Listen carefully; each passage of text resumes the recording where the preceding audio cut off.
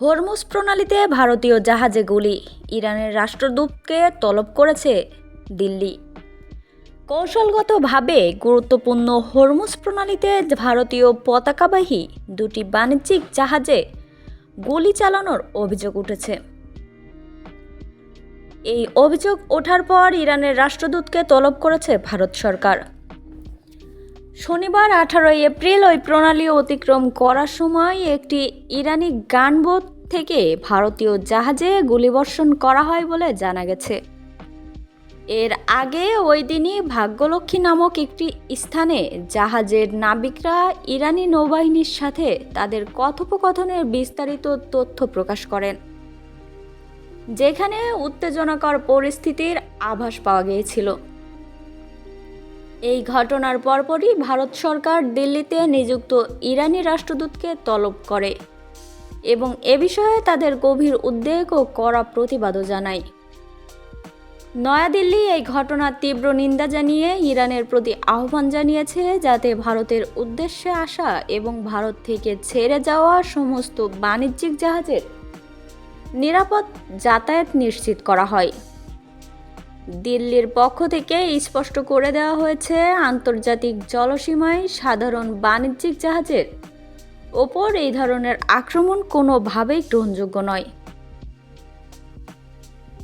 আল জাজিরার এক প্রতিবেদনে জানানো হয়েছে, ভারত এই ঘটনার একটি দ্রুত ও সুষ্ঠু ব্যাখ্যা দাবি করেছে। সাম্প্রতিক সময়ে মধ্যপ্রাচ্যে চলমান উত্তেজনার প্রেক্ষাপটে ভারতীয় জাহাজে হামলার এই ঘটনা দুই দেশের কূটনৈতিক সম্পর্কের ওপর নেতিবাচক প্রভাব ফেলতে পারে বলে মনে করেছেন বিশেষজ্ঞরা। অন্যদিকে ইরানের শক্তিশালী সশস্ত্র বাহিনী ইসলামী বিপ্লবী গার্ড বাহিনী আইআরজিসি এক বিবৃতিতে জানিয়েছে, যুক্তরাষ্ট্র যুদ্ধবিরতির শর্ত লঙ্ঘন করায় হরমুজ বন্ধ করা হয়েছে।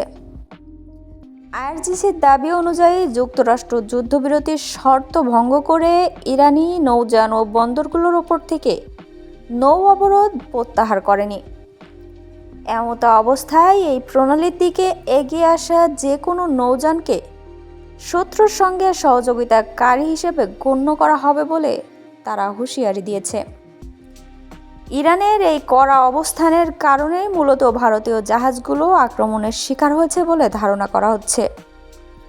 উল্লেখ্য যে সম্প্রতি মার্কিন যুক্তরাষ্ট্রের মধ্যস্থতায় ইসরায়েল এবং লেবাননের মধ্যে একটি 10 দিনের যুদ্ধবিরতির চুক্তি স্বাক্ষরিত হয়েছিল।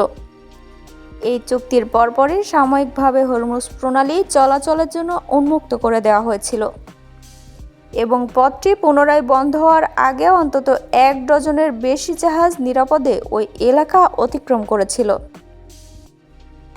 তবে নতুন করে এই উত্তেজনার ফলে বিশ্ব বাণিজ্যের অন্যতম গুরুত্বপূর্ণ এই জলপথে আবারও অচল অবস্থায় তৈরি হওয়ার আশঙ্কা দেখা দিয়েছে।